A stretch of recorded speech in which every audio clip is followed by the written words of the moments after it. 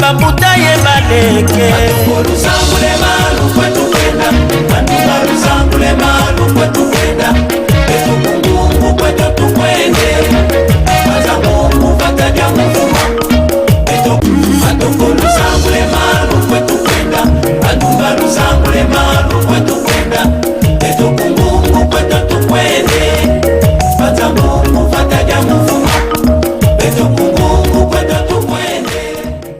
Bienvenue une fois de plus dans votre émission Parlons-en. Le décor derrière moi, je crois que vous posez la question de quoi il s'agit. Eh bien, ce ne sont pas les oranges, ce ne sont pas les mbalama coco, mais tout ce que vous voyez derrière moi, c'est la pomme de terre. Donc aujourd'hui, nous allons parler de la campagne, de ce qu'a été la campagne de la pomme de terre 2022. Et quand on parle de pomme de terre, on ne cherche pas très loin. Il y a un monsieur, moi je l'appelle le sauveur de la culture de la pomme de terre dans notre district des Cataractes. Pourquoi pas d'ailleurs pour la province du Congo central. Il s'agit de l'ingénieur Bruno Kitiaka. Avec lui, on va encore parler et on parlera toujours ce qui concerne la pomme de terre. Bonjour ingénieur Bruno. Bonjour Papa Diambo. Merci ingénieur pour cette énième disponibilité. Nous voici, nous sommes là, nous parlons, comme je le disais, pomme de terre. Il y a cette campagne qui vient de se clôturer de 2022. Voulez-vous nous parler rapidement comment ça a débuté? Comment cette campagne ici a débuté? Merci beaucoup Papa Diambo. En tout cas, je vous remercie pour avoir pensé à nous pour l'invitation, pour que nous puissions parler un peu de la pomme de terre comme on a toujours l'habitude de le faire. Et en tout cas, pour cette campagne 2022, tout a commencé depuis le mois de novembre 2021. Vous savez, les préparatifs, ça commence déjà bien avant parce qu'il faut préparer la commande, il faut recevoir les besoins des producteurs de pommes de terre en Banzangungu. Ils sont nombreux qui nous appellent, qui nous contactent pour avoir des semences, pour se renseigner, il y aura quelle variété, quelle quantité on va importer, tout ça. Et au mois de décembre, déjà, il faut déjà arriver à confirmer la commande auprès du fournisseur en France. Donc déjà, les préparatifs commencent déjà à partir de là, sur le plan, je dirais, administratif. Et jusqu'à ce qu'au mois de février, nous pouvons, nous confirmons la commande et nous faisons toutes les formalités exigées pour que la pomme de terre, les semences au moins, et la pomme de terre quitte la France et arrive en Banzangungu. Donc cette année, comme toujours, les semences sont arrivées bien avant. Donc les semences de pommes de terre sont arrivées ici fin mai. On avait déjà les semences livrées ici en Banzangungu. Et nous avons eu au total 22 tonnes de semences de pommes de terre. Dans ces 22 tonnes, on a eu 4 variétés. On a eu 5 variétés, je voulais dire, mais on a eu 2 variétés en essai. Donc on a eu la variété Atlas, on a vu la variété Pamina et puis on a eu Amani. Ce sont ces 3 grandes variétés phares que nous cultivons ici depuis longtemps, qui ont confirmé leur adaptation à l'environnement, au milieu, leur résistance aux maladies et qui donnent de très bons résultats. En plus, nous avons eu aussi une variété, 2 variétés en essai. C'est des variétés à peau rouge. Il y a longtemps, on n'a pas eu de pommes de terre rouges à Banzangungu depuis l'époque de Red Pontiac, qui est une variété dégénérée qui est même enlevée de la liste, qu'on ne produit plus même en Europe. À la place, nous avons eu 2 variétés, des nouvelles variétés que nous avons testées cette année. C'était la variété Delila et la variété Topaz. Donc ce sont 2 variétés à peau rouge, des échantillons que nous avons testés cette année. Donc voilà un peu pour dire la partie acquisition des semences. Donc on a bien reçu les semences et tout s'est bien passé. On n'a pas eu beaucoup de pertes au niveau des semences. la qualité était bonne et tout le monde a apprécié. Merci, ingénieur, pour toutes ces explications. Maintenant, nous voyons qu'il y a production, mais avant qu'on ait cette production, il y a eu les champs, il y a eu les terrains. De ce côté-là, comment ça s'est passé? Bon, on a travaillé durement, pas seulement nous, mais tous les autres producteurs qui travaillent avec nous, qui nous font confiance. Donc, il y a eu des producteurs indépendants qui avaient commandé des semences, qui avaient reçu leurs semences et qui sont allés sur le terrain, qui ont travaillé. De notre côté aussi, nous avons travaillé avec d'autres producteurs, d'autres partenaires aussi. Vous savez, quand vous avez la semence, il faut aussi faire profiter aux autres. La semence de pommes de terre coûte un peu cher. Disons, la culture de pommes de terre de manière en général coûte un peu plus cher parce que les semences sont importées. Vous savez, ça a un coût. Nous, on n'a pas de faveur du gouvernement, on n'a pas d'exonération comme ailleurs. Donc, on importe la semence de pommes de terre comme toute autre marchandise avec un coût très élevé. Et en plus de ça, on a à faire face aux engrais chimiques. On a eu affaire à acheter encore des engrais et cette année, on a eu vraiment de vrais soucis. Les engrais ont coûté extrêmement cher. Tout le monde a dit que c'était à cause de la guerre de l'Ukraine. Je ne sais pas si c'est vrai. Mais les engrais ont été rares sur le marché et ont coûté très cher. Pour répondre à ta question, de notre côté, nous avons eu deux partenaires avec qui nous avons travaillé dans la vallée de Mwalazonzo. On a eu ESSU, qui est une organisation paysanne qui est gérée par l'ingénieur Ngoy. Et on a aussi eu Papa Mbaka, avec qui on a travaillé avec son association, je crois que c'est la coopérative de marché de Loma. Et bon, on a eu environ 6 hectares que nous avons emblavés avec eux. On a eu 6 hectares emblavés avec eux. Et de notre côté aussi, avec Maman Gilles et son association, on a fait environ 3 hectares de pommes de terre. Cette fois-là, c'était en Kanka. Un peu vous dépassez moi la Kisende un peu devant. On a eu 3 hectares en Kanka. Et on a eu beaucoup de difficultés à préparer le terrain. Vous savez, maintenant, si vous voulez faire de l'agriculture maintenant là, être efficace, être, comment dirais-je, rentable, il faut utiliser des machines. Donc, on exploite déjà des grandes superficies. Si vous faites déjà même 2 hectares de pommes de terre, c'est énorme. Alors, si vous devez faire à peu près 10 hectares et que vous devez aller défricher avec la main, vous devez labourer avec la main et ce n'est pas facile. Donc, on a eu quand même des engins à louer, mais ce n'est pas aussi facile. On a eu des tracteurs qui sont venus travailler ici, qui n'ont pas fini le travail. On a recouru à d'autres tracteurs qui ont connu des pannes. On a eu beaucoup de soucis. On a eu beaucoup de soucis pour préparer le terrain, pour arriver à ce que vous voyez là. Mais Dieu merci, on a réussi à faire cette première étape qui était la préparation du terrain. Donc je disais qu'on a fait un peu le métayage, ça signifie qu'on a voulu aussi faire profiter aux paysans, aux autres, aussi quelque chose de la pomme de terre. Ça signifie que nous avons eu environ 160 bénéficiaires, s'il faut l'appeler ainsi. En fait, c'est des bénéficiaires qui avaient chacun soit un 5 arts, un 10 arts, un 15 arts.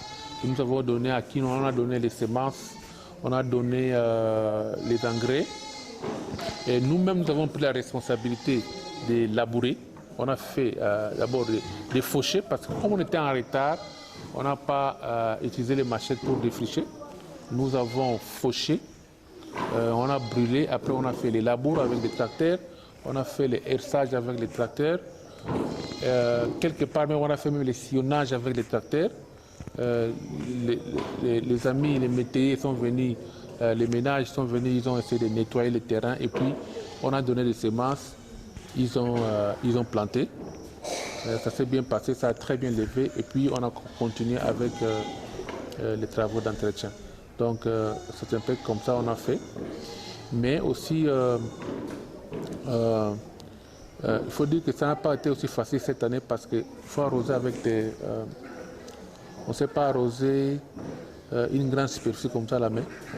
Donc il fallait recourir aux motopompes. Et le motopompe dit énergie, énergie dit carburant. Vous savez, vous connaissez la crise des carburants que nous avons connue cette année. Les carburants ont pris l'ascenseur, les prix ont augmenté. Donc c'est beaucoup d'éléments qui ont fait que vraiment ça n'a pas été facile. Il fallait vraiment avoir beaucoup de volonté, surtout qu'on est appuyé par personne. Ce sont nos propres efforts, c'est notre propre volonté de travailler qui nous anime et ce qui fait que on a quand même pu faire face à toutes ces difficultés-là.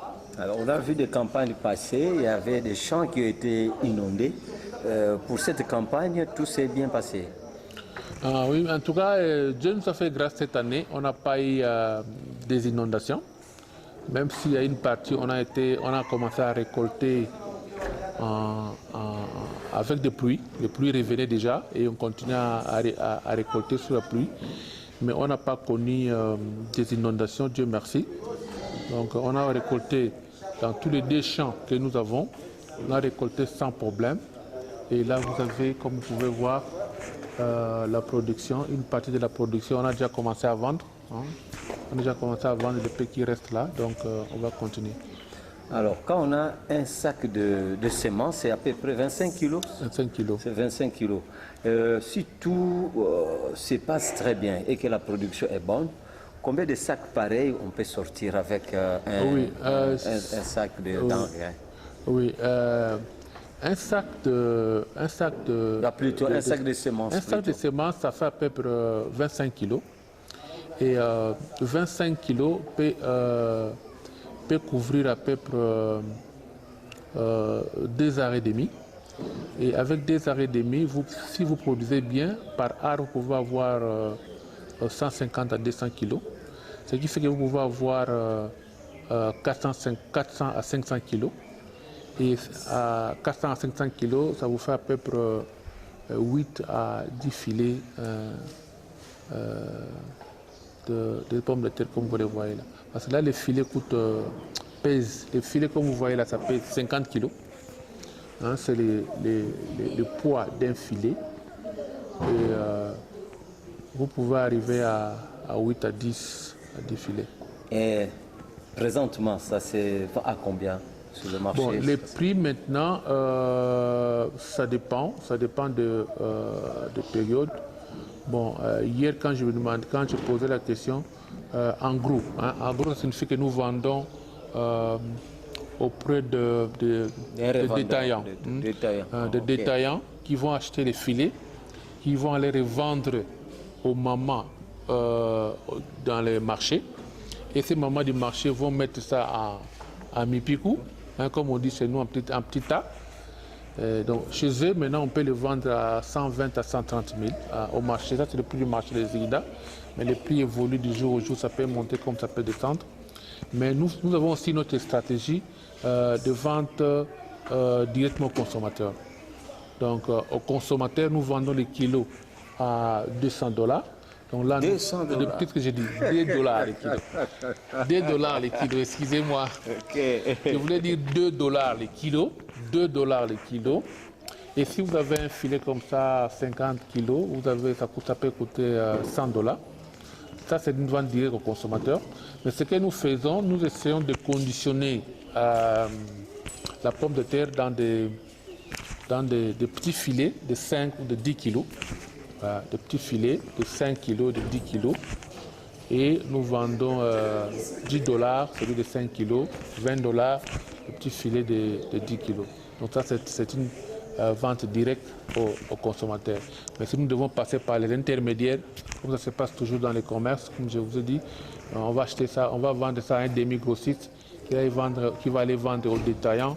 Les détaillants vont aller vendre aux consommateurs. Et quand ça arrive aux consommateurs, le prix est presque la même que ce que nous vendons. Voyez? Donc on va vendre à un demi-grossiste au marché des Zigida. Lui va prendre 4-5 filets. Okay? Lui va aller revendre aux détaillants. Aux détaillants, c'est des mamans qui vendent dans les différents Wendy. Si je parle de Kinshasa, Tu vois, Windsor Matete, Windsor Gambela, ce grand marché, ainsi de suite. Et quand les mamans vendent ça, ils vont aller mettre ça en des petits tas sur le marché.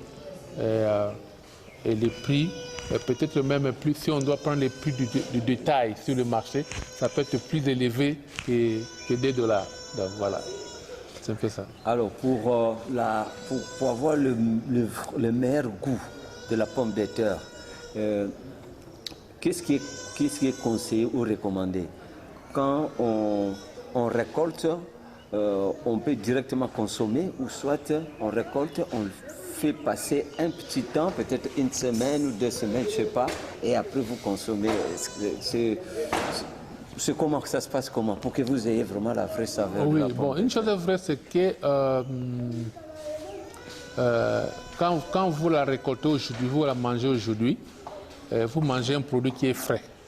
C'est vrai que ça vous donne un peu plus de sensations, mais la pomme de terre, c'est quelque chose qui se conserve. Vous pouvez la conserver pendant longtemps. Ça perd un peu de poids au fur et à mesure qu'on le consomme. Comme dans ces conditions-là, et chaque jour qui passe, ça diminue un peu de quantité de l'eau qui est là-dedans. C'est la pomme de terre, il faut le dire, une bonne partie de la pomme, c'est de l'eau. Donc ça diminue un peu de l'eau dans sa chair, et puis progressivement ça diminue un peu du poids. Mais le goût reste intact. C'est comme ça que nous avons des pommes de terre qui sont produites à longtemps, qu'on garde, mais qui gardent quand même leur saveur. Mais si vous mangez une pomme de terre qui est récoltée aujourd'hui, qui est consommée aujourd'hui, assurément, ce ne sera pas la même situation. Celle-là sera un peu plus frais, sera un peu plus succulent. Voilà. Alors, en ce qui concerne les semences, est-ce que c'est tributaire à la terre, ou bien toute semence est-elle la bienvenue? Il y a des terres qui exigent tel ou tel type de semence, ou c'est... Non, c'est...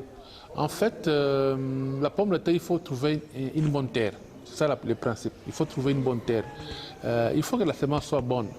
Nos semences que nous venons sont certifiées à partir de la France. Ils sont certifiés chez Germicopa. Ça signifie que c'est des semences qui sont bonnes. S'ils ne sont pas certifiés, ils ne peuvent pas entrer au pays. Parce que les semences importées ont ce qu'on appelle un certificat phytosanitaire. Un certificat qui prouve que la semence là, elle est bonne, elle est de qualité, elle peut entrer dans notre pays. Et maintenant, le problème, c'est de trouver un bon terrain.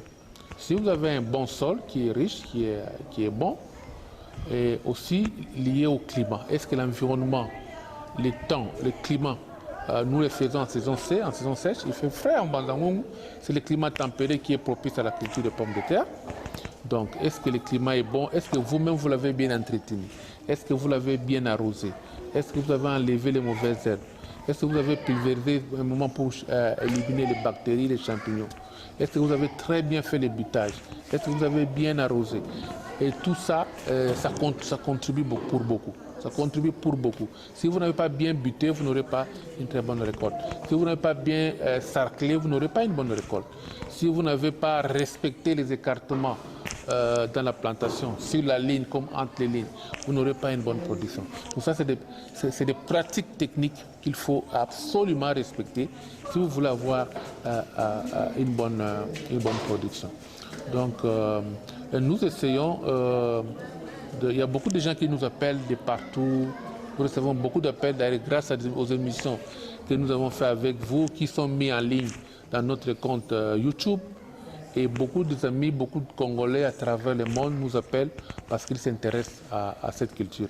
Et nous les encourageons à vraiment investir dans l'agriculture. Nous croyons que nous pouvons développer notre pays avec l'agriculture.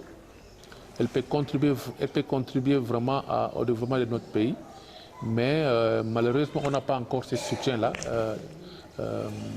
Comment dirais-je, des services étatiques de l'État, il faut dire ça clairement. On n'a pas ce soutien pour voir, comme dans pas ailleurs, quand quelqu'un fait des choses comme ça, l'État s'intéresse, qu'est-ce que vous avez comme souci, qu'est-ce qu'on peut faire pour que vous puissiez produire plus. Parce que ça, si vous regardez derrière moi, vous voyez les gens sont en train de travailler. Hein. C'est un peu de boulot qu'on donne aux gens, vous comprenez? Sans compter ceux qui ont travaillé sur le champ. Il y a eu beaucoup qui ont travaillé, qui étaient là à arroser, à récolter. Hein. Ils ont reçu un peu quelque chose. Non? Donc, c'est un secteur qui peut générer de l'emploi. Donc là, on est en train de nettoyer, on est en train de faire le tri. Derrière moi, vous voyez les mamans là. Donc, ils sont là depuis le matin en train de travailler. Donc, c'est quelque chose qui peut créer des emplois dans ces pays. On a besoin des emplois. On cherche des emplois dans ces pays. Donc, on a besoin du soutien pour qu'on puisse développer, qu'on puisse créer des emplois. On peut créer une usine pour faire les frites. Maintenant, les frites à Kinshasa, au Congo, on les importe. Alors qu'avec ça, ces jours-ci, tous les soirs, je prends des très bons frites. Hein? Bio. Des frites bio. Hein? Donc, avec ça, vous pouvez faire une usine de frites à Kinshasa. Si vous en avez les moyens, et bien, nous, on va continuer, on va augmenter notre production et vous fournir les pommes de terre. Là, vous avez des frites faits, au lieu d'avoir des frites congelées qui viennent, je ne sais pas, qui ont été produites, je ne sais pas quel mois, c'était produit où, on ne sait pas, qui viennent dans des sachets là, frigorifiques. Et puis, tout ce qu'on fait dans les restaurants, les petits restaurants de Kinshasa, prendre des sachets, chauffer pendant 2-3 minutes et puis on vous sert. Ça, moi-même, je ne mange pas ça. Je mange seulement ce qui est frais comme ça. Et voilà, donc ça, c'est vraiment important qu'on accorde un peu d'importance à notre secteur de l'agriculture et qu'on voit comment nous pouvons développer surtout cette filière de pommes de terre. Alors, ingénieur Pino, d'une manière basique, d'une manière ramassée, pour quelqu'un qui veut produire de la pomme de terre, qu'est-ce qu'il doit respecter comme écartement, surtout ça, d'abord, pour qu'il ait une bonne production, avant qu'il y ait beaucoup de notions techniques. Rien que côté écartement, qu'est-ce qu'il doit avoir comme base minimum? Oui, bon, je dirais que l'écartement, ce n'est pas vraiment la fin en soi. Hein. L'écartement, c'est vraiment important, comme vous le dites, mais ce n'est pas la fin en soi. Donc, pour bien produire, il y a une conjugaison de plusieurs bonnes pratiques que vous devez faire, donc, dont les écartements. Donc, il y a une série de plusieurs pratiques que vous devez faire, dont les écartements. Ça commence par le choix des semences. Vous devez avoir de très bonnes semences. Ça aussi, ça commence aussi par le choix de très bons terrains. Vous devez avoir un bon terrain. Vous devez avoir fait de bonnes pratiques dans les labours, dans les hersages. Donc, vous devez bien planter. C'est à ce moment-là qu'interviennent les écartements. Vous devez avoir de très bons écartements. Ici, nous utilisons des écartements 70 à 75 entre les lignes. Donc, quand je parle de entre les lignes, je vois une ligne ici, je vois une ligne là-bas. Donc, entre les deux lignes, ça fait 75 cm. Et entre plantes. Et maintenant, sur la ligne, oui, vous pouvez mettre 30 à 35. Ça dépend aussi du calibre. Le calibre, c'est le diamètre de sémence. Plus le diamètre, le calibre est grand, vous aurez besoin aussi de beaucoup d'espace. Mais si le calibre est petit, comme nous utilisons des petits calibres, les 28-35, ça signifie 28 à 35 mm. Donc, nous utilisons les 28-35. Avec ces 28-35, 75 x 30 à 35, c'est déjà bon. Ça, c'est ça les écartements que nous pouvons utiliser. Mais il faut les respecter. Parce que si vous plantez trop serré, au lieu de mettre à 30, vous mettez à 20, vous aurez des pommes de terre, mais de tout petits. Donc, il n'y aura pas suffisamment d'espace pour que la pomme de terre tubérise normalement et vous donne de gros tubercules. Parce qu'il y aura une compétition et vous aurez des pommes de terre, bien sûr, mais ils seront tout petits. Ouais? Donc, c'est pourquoi il est très important de respecter aussi les écartements, comme vous avez dit, quand vous voulez produire la pomme de terre. Alors, une plante peut vous donner combien de fruits? Oui, de tubercules. De tubercules, bon, merci. Bon, écoute, on a fait un peu des essais ici. Il y a des pieds qui vous arrivent ça varie de 800 grammes, 1 kg, 1,5 kg, et vous pouvez arriver même à 2 kg pour un seul pied. Mais pour cela, je dis, vous devez bien faire votre pratique. Et autre élément important, c'est la saison. Quelqu'un m'a appelé de Lubumbashi tout à l'heure. avant qu'on fasse l'émission, qui me demandait s'il pouvait faire la culture de pommes de terre maintenant à Lukala. En tout cas, je lui ai déconseillé de faire le champ de pommes de terre. Peut-être à titre expérimental, il peut bien s'amuser à faire ça. Mais des pommes de terre vraiment de grande production, la saison la mieux indiquée pour nous ici, c'est la saison sèche. Donc ça va de fin mai, donc mi-mai, théoriquement c'est le 15 mai jusqu'au 15 septembre. Donc pendant cette période-là, en Banzango, vous savez, nous sommes en Banzango, il fait très froid. Hein, c'est vraiment un climat tempéré pendant cette période-là. Et c'est la bonne période pour cultiver la pomme de terre, parce que la pomme de terre a besoin au moins 14-18 degrés pendant la nuit pour tubériser, donc pour qu'il vous donne des tubercules. Donc on a au moins besoin de cette température-là pendant la phase de tubérisation. Donc pendant que la pomme de terre commence à donner des tubercules et à faire grossir les tubercules. Donc, si on le fait maintenant là où on est à 30 degrés, à 35 degrés, c'est pas évident que vous ayez de bons tubercules en pleine saison. Et puis, saison de pluie, et puis il y a trop d'humidité, et puis il fait extrêmement chaud. C'est pas évident. Donc, moi, je conseille aux gens de le faire en saison sèche. C'est la saison qui convient. Et puis, en saison de pluie, peut-être de petits champs, de petits essais, tout ça, on peut le faire. Mais en tout cas, sur le plan professionnel, vous voulez vraiment produire la pomme de terre en grande quantité, patientez, attendez la saison sèche. Ici, nous sommes ici à l'ouest, hein, au Congo central, en Banzangungu. Vous allez produire la pomme de terre sans problème. Il y a beaucoup de gens qui sont intéressés à cette culture.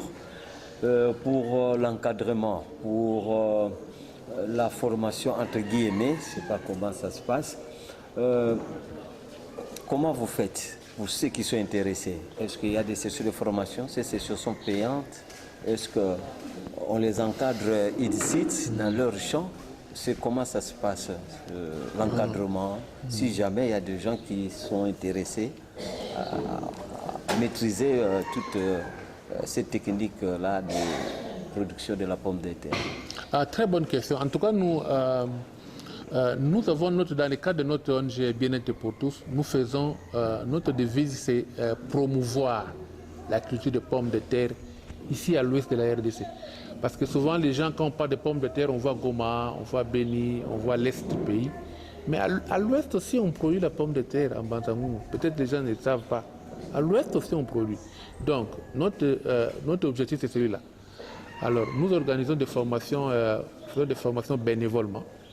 On a déjà eu à organiser des sessions de formation ici, bénévoles, sans payer quoi que ce soit. Nous ne demandons pas aux gens de payer, mais sauf que nous devons, s'il y a des gens de bonne foi qui peuvent nous aider à louer un local, nous demandons aux participants qui viennent, nous on n'a pas les moyens pour les nourrir pendant toute la journée, ils peuvent eux-mêmes se prendre en charge pour tenir pendant la journée. Et nous on vient avec notre expertise, avec nos matériels, nos projecteurs et tout ça dans la salle pour faire la formation. Ça nous le faisons bénévolement, mais il suffit que les gens manifestent ce désir-là. Comme je disais, il y a quelqu'un qui voulait faire les champs, qui m'appelait tout à l'heure. Il m'a demandé si on pouvait former les gens. J'ai dit oui, nous avons des équipes, nous avons des jeunes ingénieurs que nous avons formés. Si nous-mêmes ne sommes pas disponibles, les gens peuvent organiser des formations. Donc c'est voilà une occasion aussi pour lancer un appel à toutes les personnes qui sont intéressées à nous contacter, toutes les personnes qui veulent déjà se lancer pour la campagne prochaine. Là, nous sommes déjà à la récolte pour cette campagne. Donc la prochaine campagne, c'est la campagne 2023. Alors, c'est maintenant déjà que nous commençons à prendre des contacts pour avoir des semences, pour avoir tous les intrants.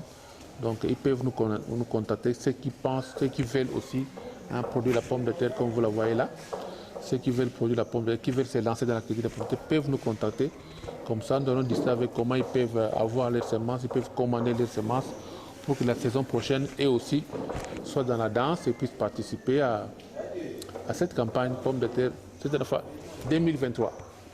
Alors le numéro qui apparaît sur votre petit écran, si jamais vous appelez, vous aurez ingénieur Bruno et puis vous pouvez poser toutes les questions dont vous avez besoin. Alors, on parle déjà de 2023, parce qu'il faut déjà commencer à préparer les terrains. Oui. Déjà, vous êtes en contact avec vos fournisseurs de semences? Oui, nous avons déjà des contacts. Nous avons déjà fait une réservation d'ailleurs à l'avance. Ce qui est intéressant, c'est que nous avons ajouté sur la liste une variété à peau rouge. Hein. Ceux qui aiment la pomme de terre à peau rouge. Hein. Je sais qu'il y a un moment à Kinshasa, les gens voulaient la pomme de terre rouge parce qu'ils pensaient et faisaient référence à Goma. Donc l'année prochaine, on aura des pommes rouges. Donc on aura des pommes rouges, comme on en avait un moment, comme je l'avais dit ici. Donc nous avons ajouté cette variété parce que nous l'avons essayé cette année sur le terrain, ici. Ça s'est bien adapté à notre climat, ça a bien donné une très bonne production. Voilà pourquoi nous l'avons retenu. Donc l'année prochaine, nous allons ajouter une pomme de terre à peau rouge, chair blanche, avec un très bon goût. On a même testé, on a fait quelques tests organoleptiques, donc c'est rassurant. Et toutes les personnes qui sont intéressées peuvent nous appeler à ce numéro. C'est un numéro WhatsApp, ils peuvent nous contacter par WhatsApp, ils peuvent nous appeler par téléphone et on aura à discuter avec eux, nous pourrons leur donner toutes les informations dont ils auront besoin. Alors, ingénieur Bruno, on voit la bonne production devant nous. Cette quantité, moi d'ailleurs, ça me donne déjà l'envie de manger la pomme de terre. Pour beaucoup de gens, la pomme de terre, c'est la nourriture des nantis, des gens qui ont beaucoup de moyens. Mais apparemment, ce n'est pas le cas. Oui, ça ne devrait pas être le cas. Ça ne devrait pas être le cas si ici à l'ouest, on avait suffisamment de production. Notre production est vraiment minime par rapport aux besoins. Par exemple, la ville de Kinshasa, tu vois. Donc la pomme de terre, comme je disais, ça vient de l'Est, ça doit prendre l'avion. Voyez, maintenant, là, avec tout ce qui se passe là-bas, la guerre, les gens ne vont pas au champ, ils ne produisent pas. Ça risque d'être compliqué, tu vois. Donc, on ne devrait pas toujours dépendre de l'Est pour nourrir Kinshasa en légumes frais, en pommes de terre, et ainsi de suite. À 150 km de Kinshasa, on a une possibilité de réaliser de grandes productions de pommes de terre. Donc il faut, c'est des opportunités qu'il faut profiter. Donc le message est celui-là. La pomme de terre ne devrait pas être un luxe, ça devrait être quelque chose qui est consommé par tout le monde, à condition qu'on arrive à vraiment augmenter notre production. Et plus on aura une grande production, plus la pomme de terre sera sur le marché, plus tout le monde sera en mesure de la manger. Mais aussi, il y a des facilités d'autres, je dirais, comme je disais tout à l'heure. L'État devrait vraiment encourager cette filière-là. En tout cas, jusque-là, apparemment, ce n'est pas dans son plan. Je ne sais pas si... À moins que je me trompe, mais je ne crois pas qu'il y ait un programme pomme de terre au ministère de l'Agriculture. Je ne crois pas. Donc, pour l'instant, il faut qu'il y ait des appuis, des facilités pour que les gens aient des subventions s'il le faut, pour que les gens aient des engrais à un bon prix, des semences à un bon prix. Maintenant, les semences coûtent extrêmement cher, les engrais coûtent cher, les produits phytosanitaires coûtent cher, les tracteurs, il n'y en a presque pas, il n'y en a plus. Je te dis que j'ai souffert cette année pour avoir des tracteurs à labourer. Donc, c'est tout ça qu'il faut mettre en place. Nous, on espère toujours qu'on aura, ces facilités et qu'on aura produit suffisamment pour que la pomme de terre ne soit pas un truc de nantis.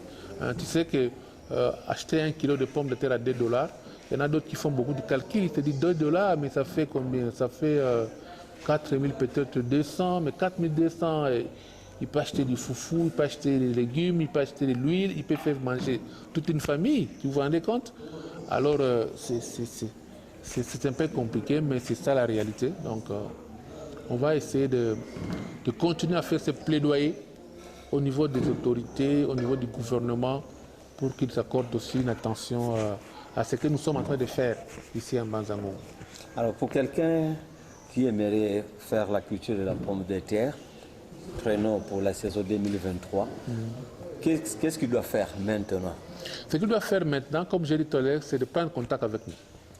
C'est simple.